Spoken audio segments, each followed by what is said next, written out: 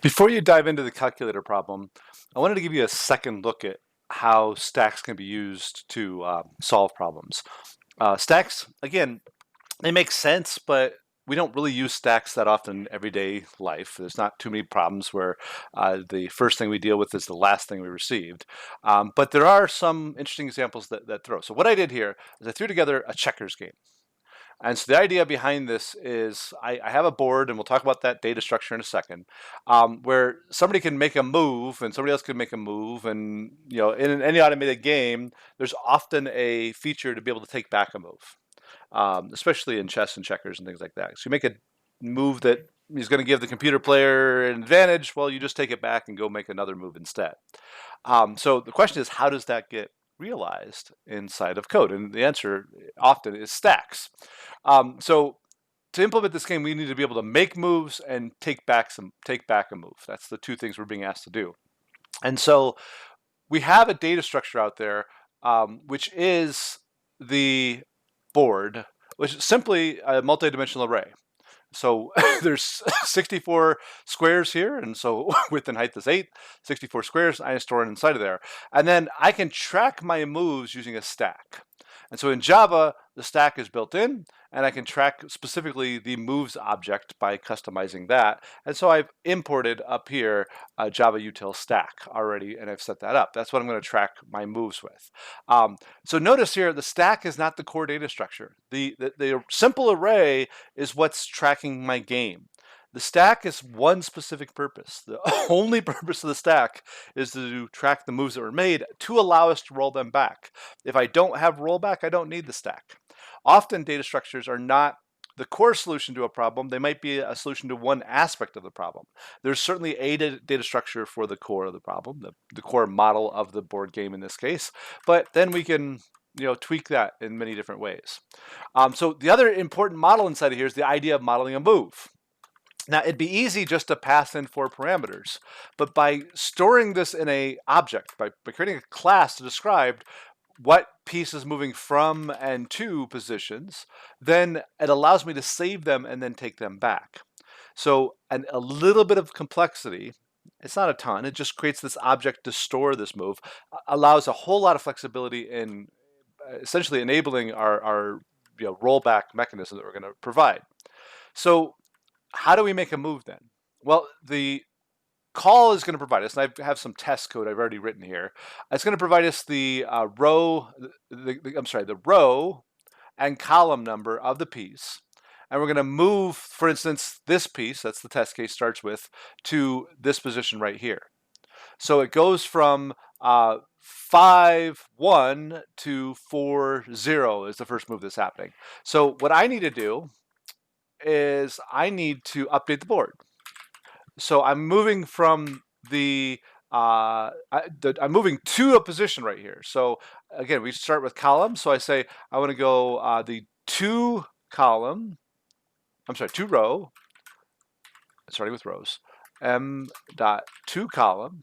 So the place I'm going to is going to be equal to whatever piece is already there. So board of m dot from row and m dot from column. All right, so let's just test this a little bit here. Let's go ahead and run this again. And what I do is set up, if I hit enter, you can see, okay, well, it did. It added a 0 at this piece right here. It moved my put over, but it left the other piece, which is obviously a problem, but that's okay. We just started coding it. We're coding it small here. So the next thing I need to do is, well, this one that I just copied over, well, that one should now be empty. I don't leave a piece behind. TY, not MPMT. All right, so now let's see if this works. So I'm moving, oh yes, so see it moved that over. And now the next move is gonna be this X one over there. And then the next move is gonna be moving that one up behind. And then X is going to, okay, make this move here. So far so good. And then O is coming in and say, oh wait, this was a bad move. I want to take my move back. And so now it doesn't do anything because we haven't implemented that yet. All right, so we made the move, but now how do we take that move back? Well, in order to take the move back, somebody has to track, well, which move did you make last? And asking the user to do that is a bit much because number one, they could lie, they could cheat, they could say, oh yeah, this was the move I made, move my piece all the way to the end and give me a king. Or they could just simply forget and mess up the state of the board. So that's something, since it's our board, since we want to encapsulate the board, we want to control the game, that's why we created the stack. The stack is going to track each move. So every time somebody makes a move, then what we really want to do is push the move onto the stack every single time. If nobody ever takes it back, we just end up a list of every move that's in the game. That's one of the reasons why, back in the day, you wouldn't be able to remember every move and take back every move is because you wouldn't have enough memory on your computer to track every move you made. Now, these days, memory is cheap. We're keeping 4 numbers for the move in this case. Let's keep every move you ever made. That's fine. But when we take it back, then it gives us the data we need to be able to take it back. So the move that we want to do. So I'm just going to M for a second. I'm going to change it here in a second. Is going to be equal to the moves.pop. Okay, so it's going to take that move off the top of the stack there. It's going to return it back, and so that move is no longer in the register because I'm about to undo that move. And so how do I undo that move? Well, I can start by copying and pasting here. So when I made the move, I shifted the data from here to there. Well, if I'm undoing the move, I'm going to go backwards to there, back to the from location. All right.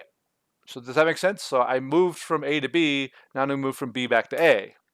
And then when I did the move, I cleared out A. But now since I'm moving it backwards, I want to clear out B. And just to make it super clear, I'm going to do I think it's a Control-Shift-R. Nope, that's not right. It's a Control-R. No, it's a Alt-Shift-R. Yes, Alt-Shift-R. The same thing, you can say right-click here, and you can say refactor and rename, Alt-Shift-R. Same thing here. And then I can change this to be rollback. So that allows me to see, okay, well, here's my rollback move. That makes a lot more sense. So I pop it off and I roll back the move. And this does 2 things. It resets the board position to 1 step back in the past, and it wipes out that move from the moves that was out there. Now, the interesting part about this is because I'm popping it off, that move now disappears. I can never remake that move for you. So that has some ramifications as well. There's always limitations, but we'll talk about that in just 1 second. Let's see this behave before we talk about that. So again, we make the move. All right, so we moved the O up here, and then X responds, and then Y responds, and then X responds, and then Y makes a bad move, and well, O, I should say. O says, oh my gosh, no pun intended, let me take this move back. It's a bad move. So they can take the move back, but not just that move, they can take back the X move, and then they can take back their own move. Notice they can't double take back their own move. I have to take back the other player's move before I take my own, but I can roll back to the beginning part of the game. Now, I have one little mistake here. If I go 1 too many, I end up with an exception, because when I say take back move, I have to pay attention to my data structure. So if, in this case, moves dot is empty, then I just don't do anything. I just return. So I don't end up with that error. But now I can, again, if the user makes a move, here, they make move, move, move, move, move. Oh, roll back, roll back, roll back, and they keep hitting roll back. It doesn't matter. That I've protected against myself there. So data structures don't solve every problem, but they give you tools to solve the problem. Again, I can do a take back move, Control Z, if you will, an undo.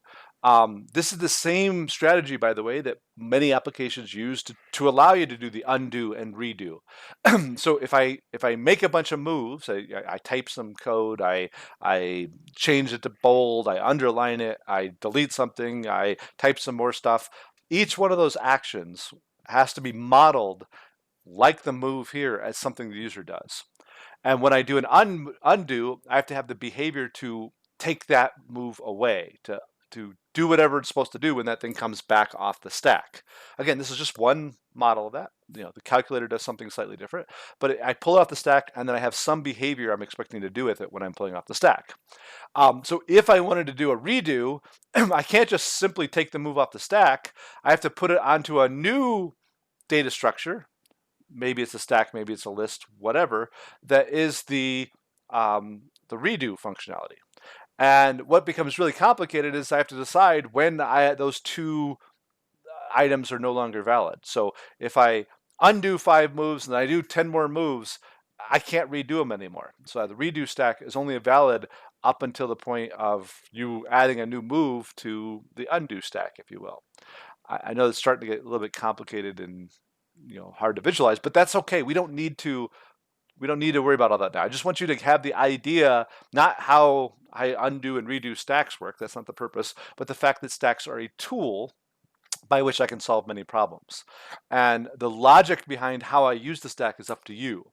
But the purpose of the stack is to allow us to basically track things in time and then walk back through them for whatever purpose we want to. In this case, to undo moves on a checkerboard, could do it on a chessboard, could do it in a word processor, or the one you're going to be working on is doing moves on the calculator. So there might be an opportunity to play with this some more. I'm debating whether or not I have a little exercise to let you get some credit for doing this and building this and maybe doing some explanation about that. If that is there, use this. But also just know this is a good thing to practice just to get used to using stacks and seeing it work and get you ready for the calculator problem. But if you have questions on the calculator problem, this may or may not answer them. This gives you some hints. Feel free to ask if you have more questions and to be able to get you on the right track there.